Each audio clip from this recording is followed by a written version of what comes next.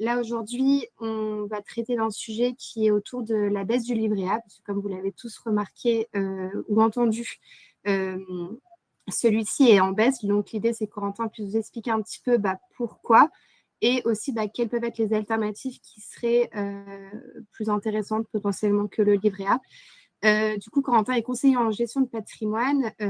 Il a créé son entreprise il y a 1 an et demi maintenant et il est vraiment là pour répondre à toutes vos questions sur la situation financière qui peut avoir un impact dans votre vie. Donc, ça peut être très bien j'ai une somme d'argent, je veux valoriser mon capital, je veux créer un patrimoine pour ma famille, je veux réduire des impôts, je veux préparer ma retraite, j'ai une succession, j'ai une séparation. Enfin voilà, c'est vraiment assez large en termes d'expertise de thématiques.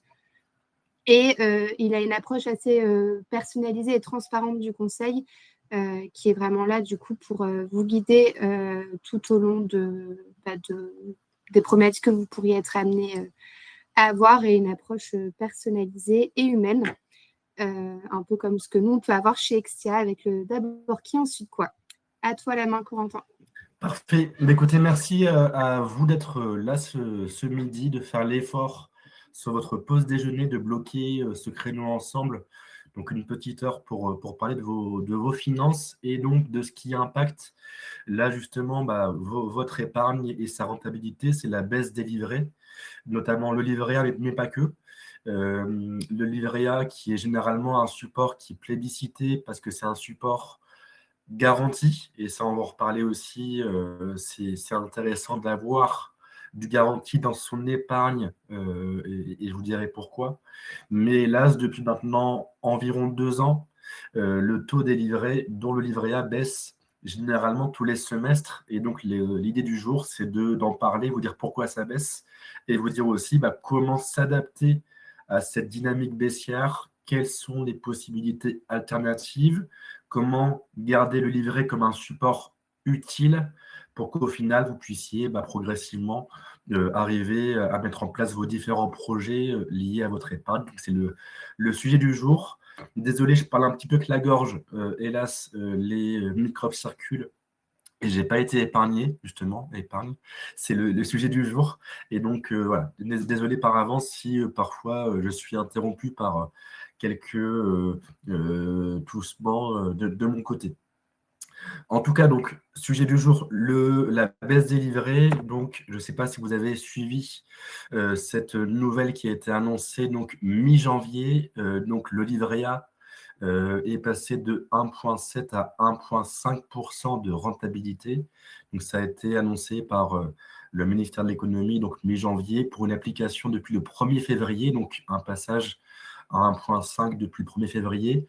Donc une dynamique baissière qui concerne aussi le LDD, livret développement durable, qui a des taux qui sont calés aussi à ceux du livret A, donc qui est aussi passé à 1,5 depuis maintenant 10 jours. Et on va voir juste après qu'au final, tous les livrets suivent aussi cette baisse-là, que ce soit livret jeune, livret populaire et autres supports bancaires.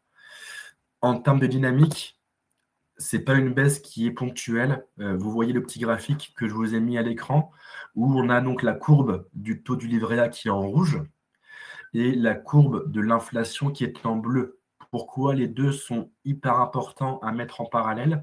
C'est que le calcul des livrets, dont le livret A, est en grande majorité basé sur l'évolution de l'inflation. Et certes, on peut voir que par à coup, il peut y avoir des gros écarts comme ici, où là, la guerre en Ukraine a explosé, ce qui fait que les prix aussi ont pris une hausse qui était assez conséquente, et donc les livrets ont pris un peu de temps à s'ajuster. Mais généralement, on voit que les taux des livrets est très proche, soit un peu à la hausse, soit un peu à la baisse par rapport à l'inflation.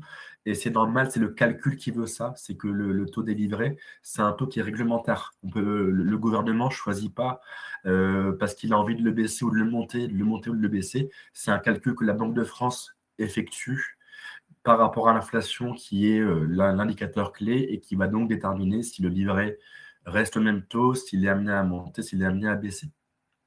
Et donc, forcément, nous, ce qui nous intéresse, c'est ce qui se passe depuis maintenant 2 ans, où il y a 2 ans encore, le livret A était à 3% net. Aujourd'hui, donc, il est donc passé à 1,5, donc on a divisé par 2 le rendement du livret A en 2 ans.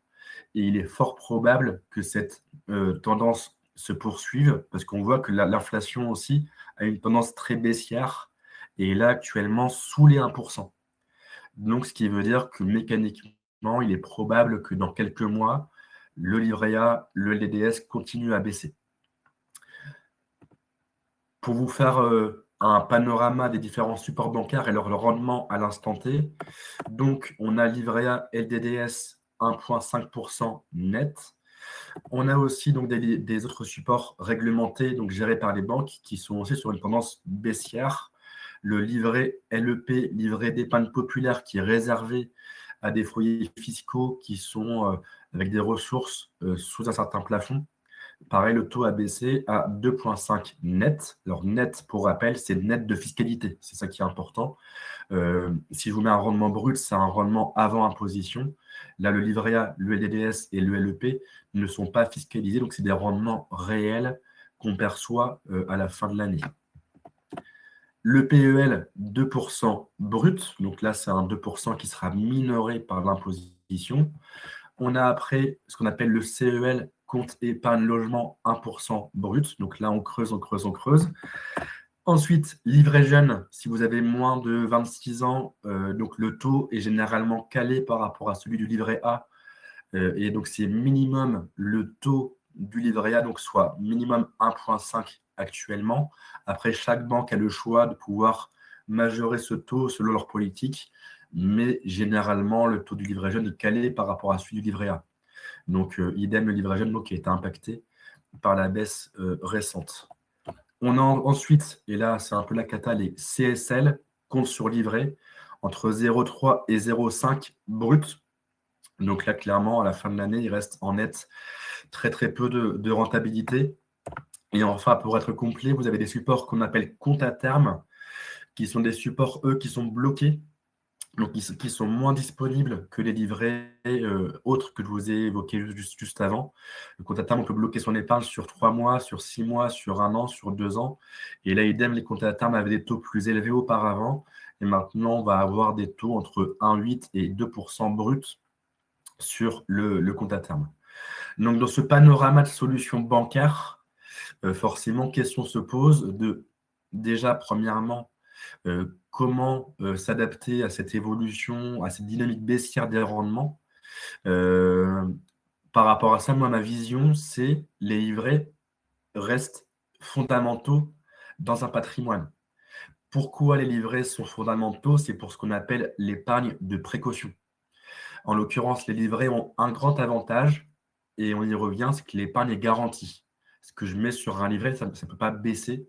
Je vais au moins récupérer le montant initial, voire un peu plus. Et donc là, c'est le rendement qui fait le un peu plus. Et donc, l'avantage, c'est que l'épargne est garantie, mais aussi disponible. Un livret reste accessible à tout moment. Je peux le retirer quand je le souhaite. Alors, à part le compte à terme, où là, on est sur des blocages qu'on choisit au départ. Le PEL, on sait que par contre, on est aussi plus restreint parce qu'il faut tout retirer d'un coup si on retire. Mais en tout cas, dans la majorité, notamment livret A et LDDS, je peux retirer ce que je veux quand je veux. Et donc, si j'ai un aléa, si j'ai un souci, une voiture qui tombe en panne, une dépense imprévue, le livret est intéressant. Je peux en 3 secondes me faire un virement sur mon compte bancaire. Donc, c'est ça vraiment l'usage des livrets, c'est cette épargne de précaution. Et évidemment, ce que doit nous pousser à faire cette évolution des taux, c'est d'estimer cette épargne au plus juste pour être sûr qu'il n'y ait pas trop sur ces livrets, vu leur rendement. Forcément, ce n'est pas ça qui va nous permettre de développer un patrimoine. Ça va nous permettre de faire travailler cette épargne, non pas à 0, mais à 1,5. Mais évidemment, tout ce qui n'est pas utile pour votre épargne de précaution, il faut le mettre ailleurs. Ça, c'est une base, c'est savoir estimer de quelle épargne vous avez besoin comme précaution. Et là, un ou des livrets, c'est utile pour ça. Mais une fois que cette enveloppe-là est constituée, il faut les travailler ailleurs pour avoir plus de rendement. Ça, c'est la clé. Et donc, le but de ce meet-up, c'est de te trouver des alternatives garanties qui rapportent mieux que les livrets. Je ne vais pas vous parler d'alternatives risquées, ce n'est pas le but du meetup, c'est vraiment les livrets baissent. Je souhaite des solutions qui restent garanties, donc qui n'ont pas de risque de perte en capital. Qu'est-ce que je peux faire pour avoir plus de rendement que les livrets que j'ai actuellement? Et donc, c'est le but de ce meetup. C'est possible que certains d'entre vous maîtrisent déjà des éléments que je vais vous partager par la suite. J'espère que vous aurez au moins une ou deux infos à puiser qui pourront vous servir. Mais sinon, pour ceux qui sont moins habitués à réfléchir à ces sujets de comment organiser votre épargne entre la précaution et l'excédent qui peut être investi, c'est le but de ce meetup, c'est vous dire les grandes règles, les bonnes bases à mettre en place pour que votre patrimoine puisse après se développer et que vous soyez aussi à l'aise en ayant cette épargne de précaution qui est faite pour investir avec un stress moindre ailleurs. C'est aussi l'avantage, c'est se dire, comme j'ai mon épargne de précaution, je sais que je peux puiser dedans et que mon investissement que j'ai fait à côté, il pourra travailler plus longtemps aussi. Donc ça, c'est le but de ce meetup et donc les pistes que je vais vous partager par la suite. Avant de se lancer, petite pause. Donc, en effet, Camille l'a indiqué pour vous dire en quelques mots qui je suis. Donc, Corentin, conseiller en patrimoine. Ça fait 4 ans que je fais ce métier et 1 an et demi que je le fais à mon compte. Vous avez un petit QR code si vous voulez bloquer un rendez-vous ensemble et aussi donc mon contact en dessous. Et donc, en effet, j'aide par rapport à tous les sujets qui se rapportent de près ou de loin à l'argent et à l'investissement. Ça peut être valoriser une somme d'argent, diversifier, percevoir des revenus additionnels, réduire l'imposition, qui est un sujet qui est important, préparer la retraite, ça peut être aussi se protéger, protéger ses proches. Bref, un large panel de sujets qui peuvent être évoqués ensemble, qui peuvent être travaillés, et en effet d'un point de vue très individualisé. Et ma position aussi, et ça c'est hyper important, c'est que moi je ne suis pas lié à quiconque, je ne suis pas lié à une banque, je ne suis pas lié à une société A, B ou C. Je suis indépendant, ce qui me permet pour chaque besoin d'avoir, en tout cas c'est mon souhait, la solution à la fois la plus adaptée et la meilleure du marché. C'est mon positionnement, c'est ce que je souhaite mettre en place pour mes clients. Voilà, n'hésitez pas à me contacter si vous avez des sujets que vous souhaiteriez évoquer ensemble. Et donc, on va reprendre notre sujet et pour vous donner un peu de concret, j'ai pris l'exemple de Samantha. Samantha, qui est quelqu'un qui veut du 100% garanti, qui n'aime pas le risque. Et donc, c'est parfait, ça colle totalement à notre sujet du jour. Samantha, donc, a 29 ans, est salariée, elle touche 35 000 euros annuels en net imposable. Et donc, Samantha a constitué progressivement de l'épargne depuis le début de sa vie. Et donc, organisé en accord avec son profil de risque. En l'occurrence, elle a un compte courant avec 3 000 euros dessus. Le compte courant, il rapporte 0% pour Samantha. Elle a donc un livret et forcément l'évolution des taux l'impact puisque son livret A maintenant donc, rapporte 1,5% et elle est au plafond dessus. Donc elle a 22 950 euros sur le livret A et donc elle ne peut pas abonder, elle est au plafond sur ce livret.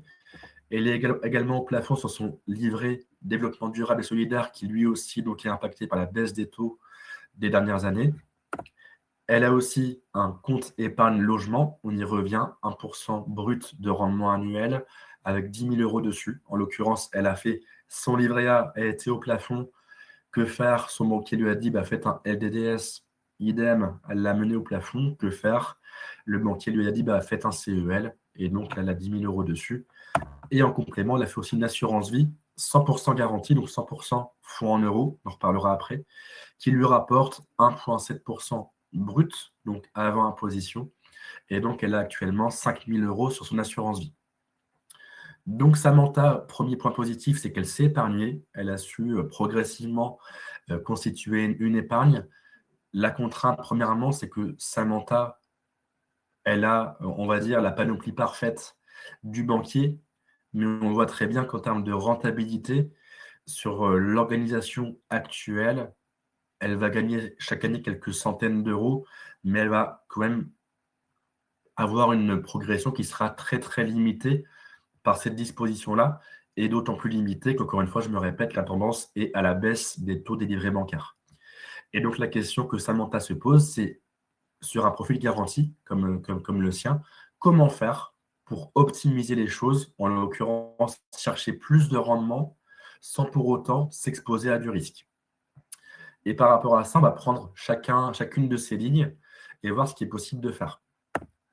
Première chose, et là je sors un peu du sujet, même si c'est quand même lié, je pense, indirectement, c'est le compte courant. Le compte courant, c'est un support qui, normalement, sert pour les dépenses du quotidien. Donc, en l'occurrence, on reçoit son salaire à la fin du mois ou au début du mois suivant.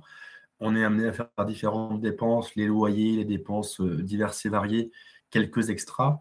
Et idéalement, à la fin du mois, soit il reste zéro, et auquel cas, c'est qu'on n'a pas su épargner, soit on est en négatif, et là, c'est qu'on vit au-dessus de ses moyens, ou soit on est en positif, et donc là, c'est l'idéal, et donc on réussit à épargner. Là, ce qui se passe pour Samantha, on va dire qu'on est le 20 du mois, donc elle a 3 000 € sur son compte courant, c'est sûrement trop, puisque il est peu probable que Samantha ait 3 000 € à dépenser d'ici à la fin du mois. Et par rapport à ça, forcément, ces 3 000 € végètent sur un compte courant qui est à 0%, alors qu'au moins une partie pourrait être réallouée ailleurs et travailler mieux que 0%. Premier élément. Deuxième élément, ce qui est aussi possible de faire, c'est de se dire, ce compte courant à 0%, est-ce qu'il n'existe pas des comptes courants rémunérés? Et justement, si c'est le cas, c'est que si Samantha ne veut pas bouger ses 3 000 € parce qu'elle est à l'aise avec ça, elle estime qu'on ne sait jamais, elle aime bien avoir toujours ce matelas sur le compte courant, et ce n'est pas la seule. En moyenne en France, les comptes courants sont entre 15 et 20 000 €, c'est énorme. La question, c'est de se dire, est-ce qu'il n'y a pas un moyen d'avoir un compte courant, mais qui va rapporter? Que cet argent qui reste, certes, qui va être amené à varier durant le mois, il puisse au moins rapporter chaque mois ou chaque année quelques euros. Et en l'occurrence, si ça existe, et là, c'est une tendance qui est forte, de plus en plus présente, c'est que de plus en plus de banques proposent des comptes courants rémunérés. Donc, c'est un compte courant classique qui va tous les mois ou toutes les quinzaines calculer un rendement sur le montant qui y est logé et qui va permettre à la fin de l'année d'avoir un rendement qui sera distribué par rapport à ce compte courant rémunéré. Par rapport à ça, je vous ai mis ici 3 exemples de banques qui proposent des comptes courants rémunérés. Alors, c'est des taux de rendement qui sont bruts, je le précise, donc des taux de rendement qui sont avant imposition, et des taux annuels. Évidemment, le taux après proratisé selon le moment où le compte courant rémunéré est mis en place, et aussi indexé par rapport au montant qui est son compte courant. Mais pour vous dire que là, en l'occurrence, mettons, Samantha avait un compte chez Monabank, 3 000 € dessus. Ces 3 000 €, on va dire qu'ils sont stables sur l'année, ils font un peu de yo-yo, mais ils sont globalement 3 000 € sur l'année. Elle aurait pu avoir, juste en ayant un compte chez Monabank, 2% de rendement VS 0 actuellement. Donc ça, c'est une possibilité. Actuellement, donc on voit que ce n'est pas les banques les plus populaires, les plus connues qui sont concernées. Ça, c'est un point qu'il faut souligner. Mais elles s'y mettent. Et il est probable que la BNP, que la Caisse d'épargne et que toutes les banques plus traditionnelles, progressivement aussi, proposent ça à ses clients. C'est hyper courant à l'étranger, notamment aux États-Unis. Et donc là, c'est à surveiller, mais je pense qu'on pourra déjà gagner quelques euros sur le compte courant grâce à ça. Surveiller pour être complet, par contre, cette rémunération, à la fois, elle est plafonnée. Mettons, si j'ai 100 000 € sur mon compte courant, seulement une partie sera sujette à ces rendements. Et aussi, généralement, il y a des conditions à respecter pour pouvoir en bénéficier qui sont généralement liées au nombre d'opérations faites sur le compte courant. Forcément, un compte qui végète, un compte qui n'est pas alimenté où il n'y a pas de dépenses, il ne pourra pas bénéficier de ces rendements. Corentin, il y a une question en lien avec ce que tu dis. Est-ce que c'est fiscaliser les rendements des comptes courants comme ça? Oui, oui, là, c'est un rendement brut, donc c'est imposé en effet. Pardon, c'est imposé à 30%. 30% d'imposition qui est prélevé directement au moment où vous verse le rendement. Donc, c'est prélevé à la source. Mais en effet, là, c'est des taux bruts qui sont indiqués ici. Et donc, il faut tenir compte du fait qu'il y aura 30% d'imposition qui sera prélevée.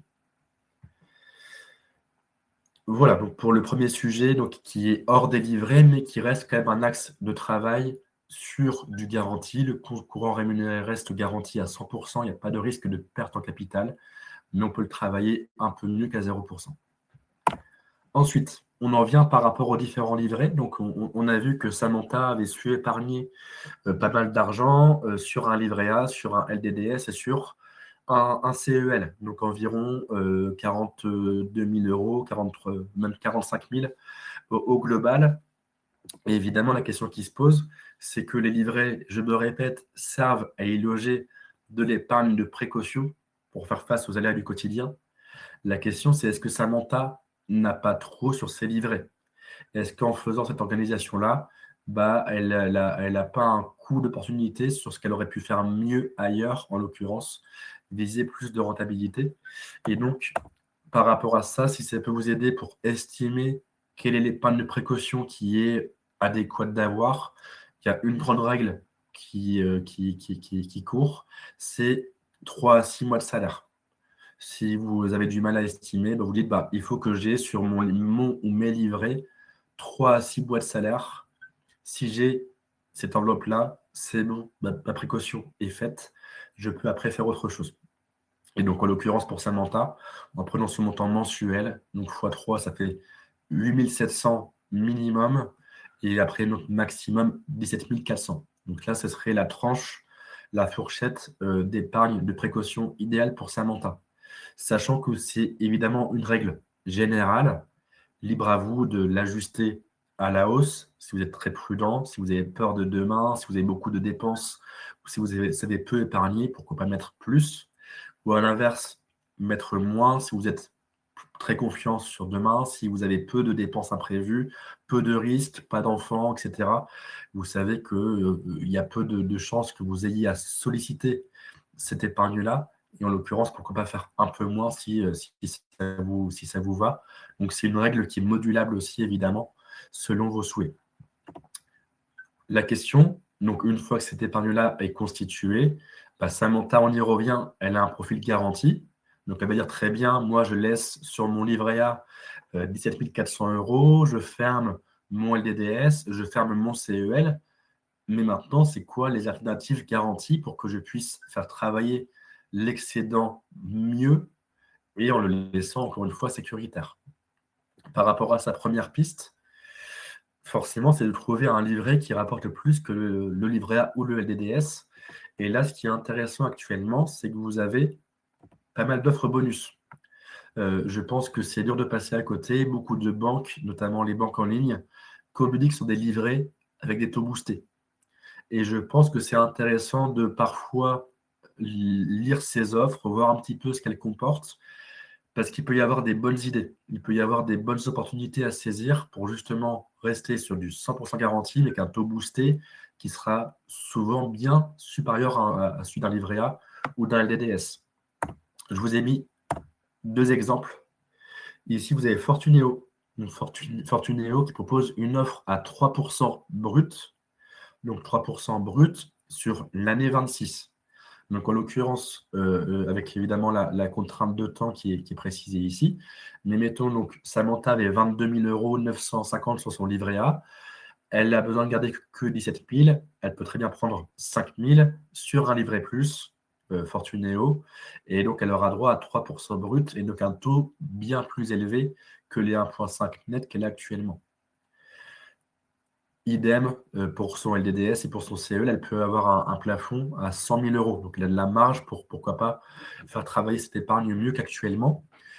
Évidemment, il y a des conditions qui sont à respecter, donc notamment la majorité pour le faire, le délai de souscription, le fait aussi donc, que c'est plafonné, le fait que le bonus ne dure que sur 2026 et qu'après, il y aura sûrement une question à se reposer en 2027, où là, vous voyez que le taux passe de 3% à 1,60.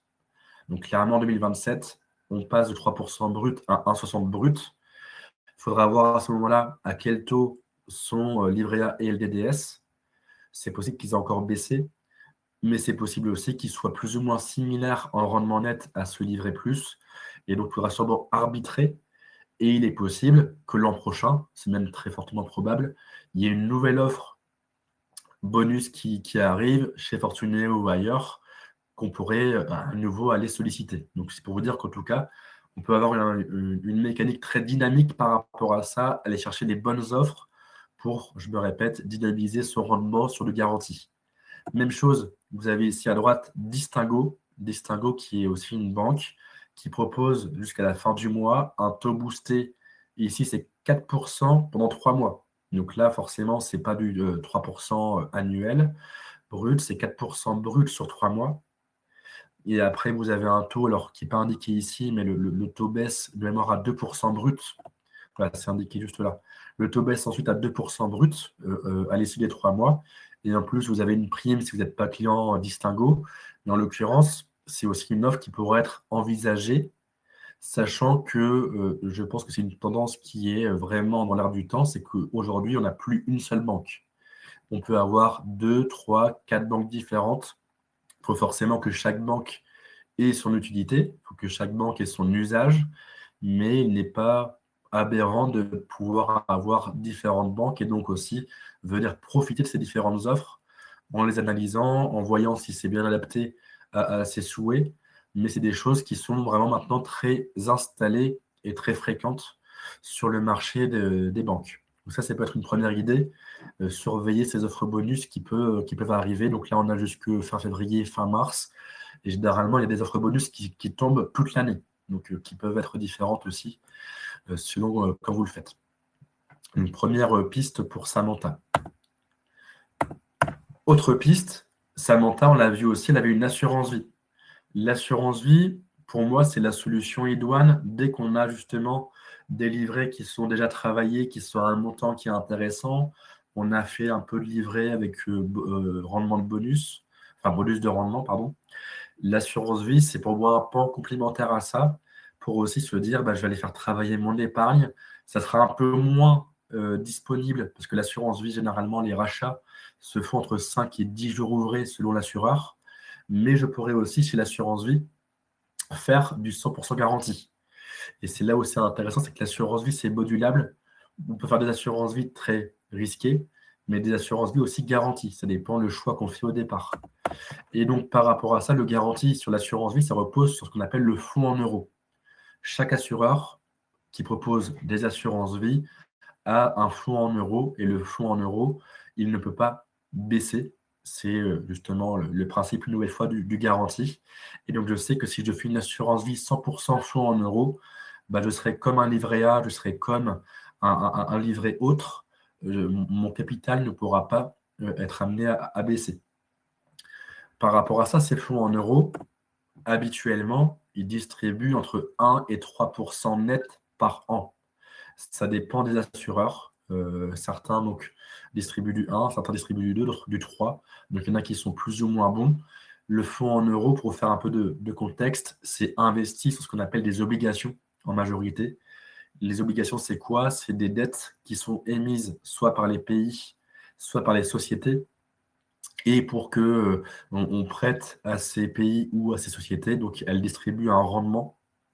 Et donc c'est ça qui crée l'obligation. C'est la France qui emprunte de l'argent et qui donc va rémunérer son créancier pour lui prêter de l'argent.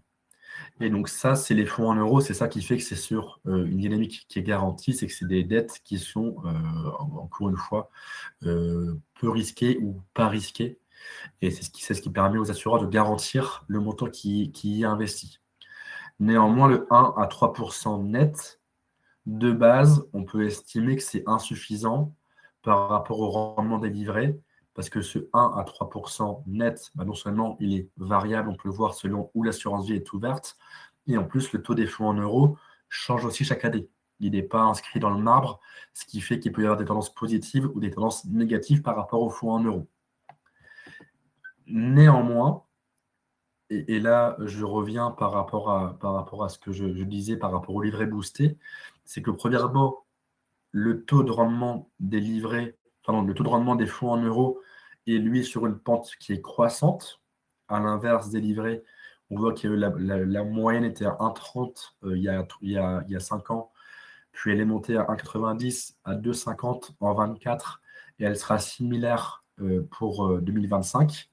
Donc, on a non seulement un taux qui est amené à grossir en termes de tendance, et on a aussi, sur les marchés de l'assurance vie, des bonus qui permettent de majorer ce rendement du fonds en euros. Et donc, l'idéal. Corentin, Oui. juste, il y a une question, je pense que c'est peut-être le bon moment, c'est quelles sont les différences entre l'assurance vie en unité de compte, UC, et en fonds euros, FE, et quelles sont les conditions pour préférer UC ou FE? OK. Donc, en fait, l'assurance vie, c'est une enveloppe et on est libre de la composer comme on le souhaite. Et donc, dans cette enveloppe, on va y mettre soit des fonds en euros, soit des UC, donc en effet, unités de compte. Le fonds en euros, c'est la partie garantie de l'assurance vie. Donc, si je veux un placement 100% garanti, je dois mettre 100% de fonds en euros. C'est obligatoire. Dès que je sors du fonds en euros, que ce soit pour 10, 20, 50, 100%, je mets donc des UC, unités de compte, et là, je m'expose forcément à du risque. Ça va être ce qu'on appelle soit des fonds obligataires, soit des fonds monétaires, soit des fonds immobiliers, soit des fonds boursiers qui seront forcément exposés à des fluctuations. Donc, en fait, le choix entre fonds en euros et UC, ça dépend du profil de risque. Si je suis prêt à prendre du risque sur mon assurance vie, je ne fais pas 100% fonds en euros. Je fais 70 fonds en euros, 30% UC, ou 50-50, ou même je peux baisser et faire 100% d'UC. J'ai le choix de le faire. Mais forcément, mon risque sera différent si je fais ça. Et donc là, si je reviens à l'exemple que j'ai évoqué, on a Samantha qui est sur un profil 100% sécuritaire. Par rapport à ça, elle, naturellement, elle doit faire 100% de fonds en euros. Si elle mettait de l'UC, elle s'exposerait forcément à du risque. Et donc, ce qui voudrait dire que son assurance vie ne serait pas comparable à un livret qui, lui, est garanti. Donc, c'est ça la grande différence. Fonds en euros, c'est garanti. Et tout ce qui n'est pas fonds en euros, c'est tributaire des marchés. Voilà par rapport à la réponse. Et donc, pour revenir à ce que je disais, donc le fonds en euros, donc si on fait une assurance vie 100% garantie de base à un rendement qui est entre 1 et 3%, c'est du garanti. On ne va pas espérer un rendement supérieur. Et là, ce qui est intéressant, et le timing pour moi est hyper sympa par rapport aux assurances vie, c'est que depuis un an, les assureurs mettent beaucoup d'investissements sur le recrutement de nouveaux clients et donc ils offrent des bonus de rendement sur le fonds en euros. Dit différemment, c'est un rendement qui est offert par l'assureur.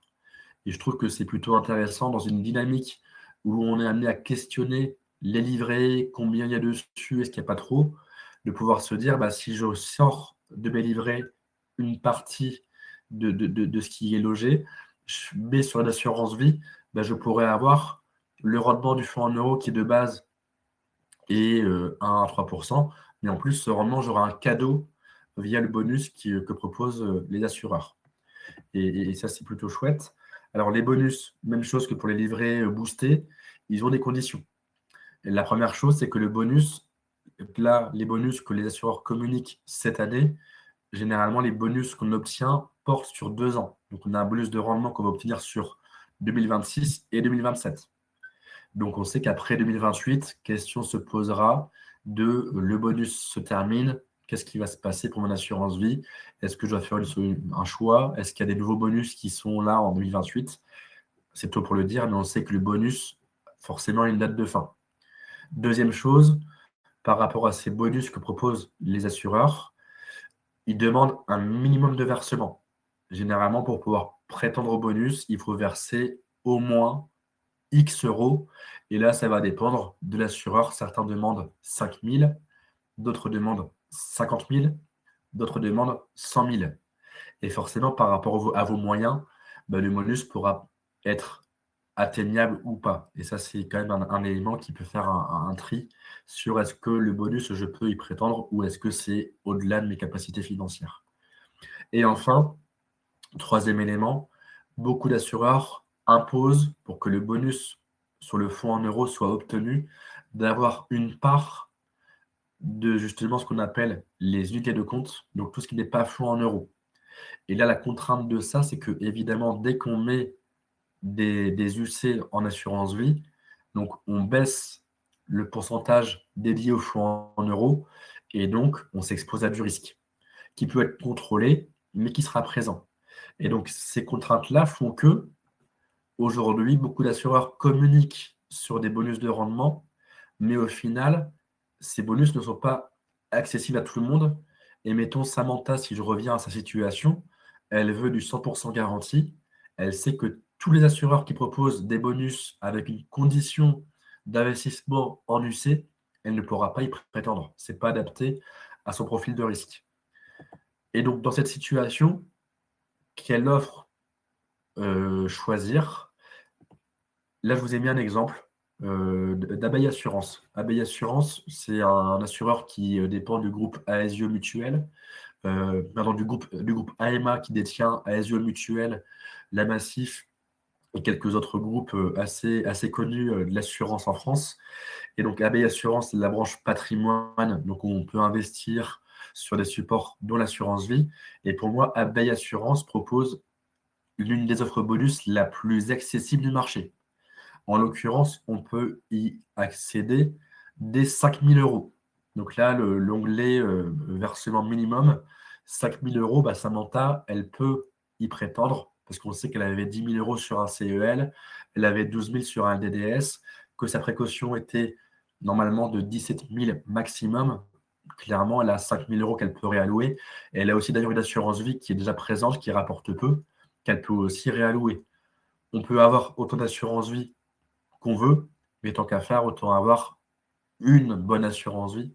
Et donc, Samantha pourrait très bien se dire, je retire les fonds de mon assurance vie actuelle, qui ne me rapportent rien, pour aller faire une nouvelle assurance vie qui me rapportera plus grâce au bonus.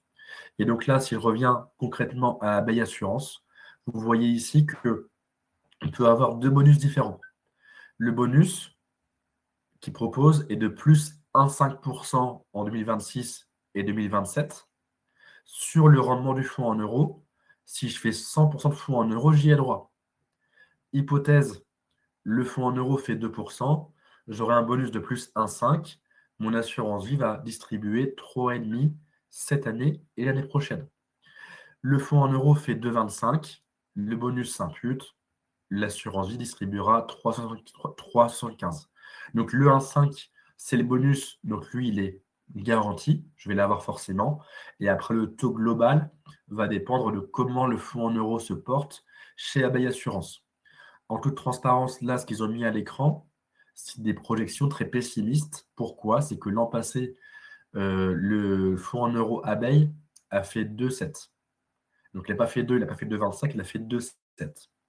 Ce qui veut dire que s'ils arrivent à reproduire le même rendement cette année, et il n'y a pour l'instant pas d'éléments qui pourraient faire croire que ce ne serait pas le cas, mais on pourra même viser un rendement supérieur à 4 sur du 100% fonds en euros chez Abeille.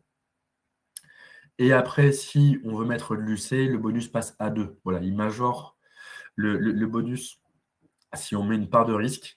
Mais on sait que chez Abeille, on peut accéder à un bonus à un ticket très bas, 5 000 euros, et 100% fonds en euros, je vais avoir droit à plus 1,5 pendant 2 ans. Donc, ce qui est hyper intéressant, si je veux, je me répète, du garanti. Corentin, il y a une question sur comment être informé facilement sur ces offres. Est-ce qu'il y a un site de référence ou est-ce qu'il faut tout simplement faire de la veille? Alors, différentes possibilités. Alors, pour être informé, premièrement, je pense que au niveau de tout ce qui est publicité, depuis 1 an, je pense que les assureurs ont pas mal leur place, que ce soit à la radio, sur les abribus, sur les publicités aussi sur Internet. Généralement, on passe rarement à côté des offres que mettent en avant certains assureurs. Alors forcément, on n'a pas tout réuni d'un coup, mais on peut déjà être sujet dans son quotidien à écouter ou lire des offres bonus qui sont sur le marché. Un premier élément. Deuxième élément, je sais qu'il y a quelques sites qui recensent les bonus à l'instant T. Alors, je ne saurais plus vous dire précisément quel site, mais en préparant ce meet-up, j'avais pu regarder ça. Et je pense que si vous tapez offre bonus assurance vie, Vous aurez très rapidement sur Google meilleures offres bonus actuelles et vous pourrez avoir une sorte de panel qui vous sera synthétisé avec un classement des bonus. Une deuxième solution. Et troisième solution, après, c'est recourir à un conseiller en patrimoine comme moi, qui en l'occurrence pas affilié à un assureur, qui me permet moi de pouvoir justement benchmarker à l'instant T quel est l'assureur qui a le bonus le plus performant, quel assureur met des contraintes d'accès trop élevées et pouvoir justement pour chaque situation estimer quel est le meilleur bonus qu'on peut mettre en place. Et ça, cette vision globale du marché, moi je l'ai parce que c'est mon métier justement de mettre en comparaison les offres du marché. Et donc, c'est aussi une possibilité donc, de pouvoir, pourquoi pas, solliciter un acteur du patrimoine par rapport à ça. Il y avait aussi une question par rapport à l'assurance vie sur peut-on faire évoluer la répartition feu-euro et unité de compte au fil des années, notamment si notre profil face au risque change. Oui, justement, j'y venais aussi sur la question que je mettais ici à l'écran. Après le bonus, qu'est-ce qui se passe? C'est que forcément, j'y reviens, le bonus a une date limite de fin. Donc là, il s'impute en 2026 et 2027. En 2028, mon assurance vie reste ouverte. Je reste exposé 100% fonds en euros, mais le bonus disparaît. Donc, mon rendement qui était à 4%, voire un peu plus éventuellement, forcément, il sera imputé du bonus que je n'aurai plus après. Et donc, forcément, la question se pose, qu'est-ce que je fais une fois que le bonus s'arrête?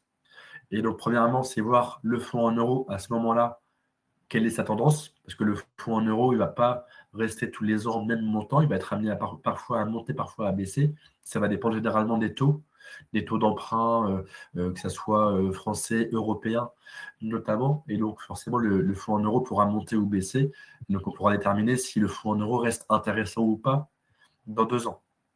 Si jamais ce n'est pas le cas, et que Samantha, d'ici là, a fait évoluer sa réflexion en se disant je suis prête sur mon assurance vie à mettre une part qui n'est pas garantie, on peut tout à fait, et donc là je réponds à la question, arbitrer son assurance vie.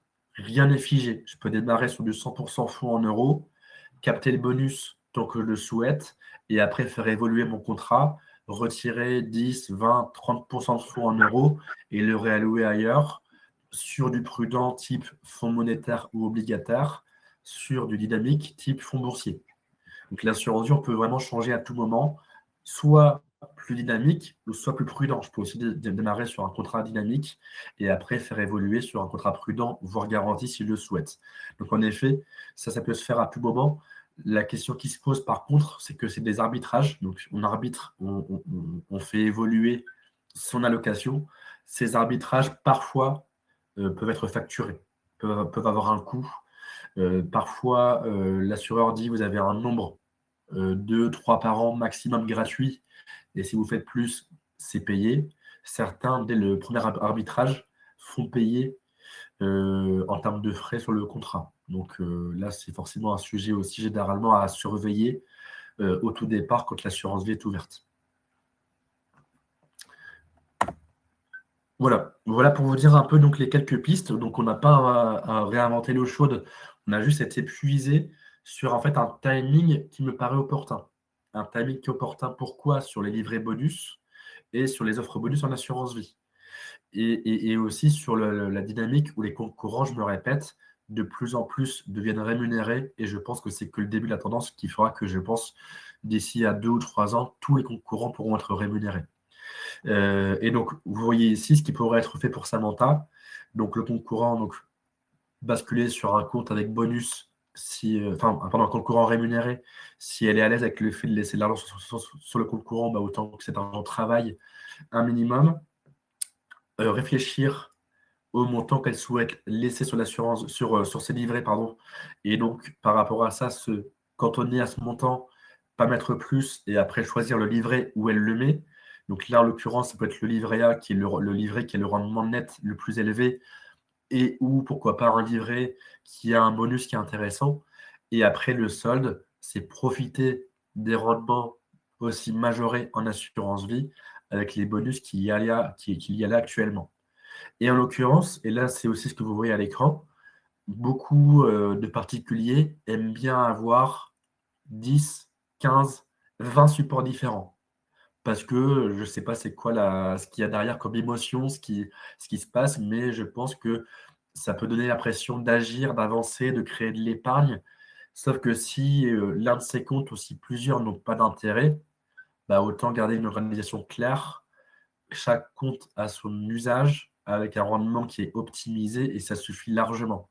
Là, en l'occurrence, le LDDS, le CEL, KV, Samantha, ils n'ont pas d'intérêt parce que sa précaution est déjà constituée sur le livret A. Ils rapportent pas mieux que le livret A, autant les fermer. Et ça, c'est, je pense, aussi un élément qu'il faut retenir, c'est que quand le temps est amené à passer, bah, on peut être amené à ouvrir de nouveaux comptes, à leur donner de nouveaux supports. Ça peut créer aussi moins de visibilité pour suivre son épargne. Et généralement, c'est bien de rester vraiment focus sur l'essentiel et pas se disperser sur trop de supports. C'est pour moi un élément qui est aussi important à corréler à ce que je vous partage là ce midi.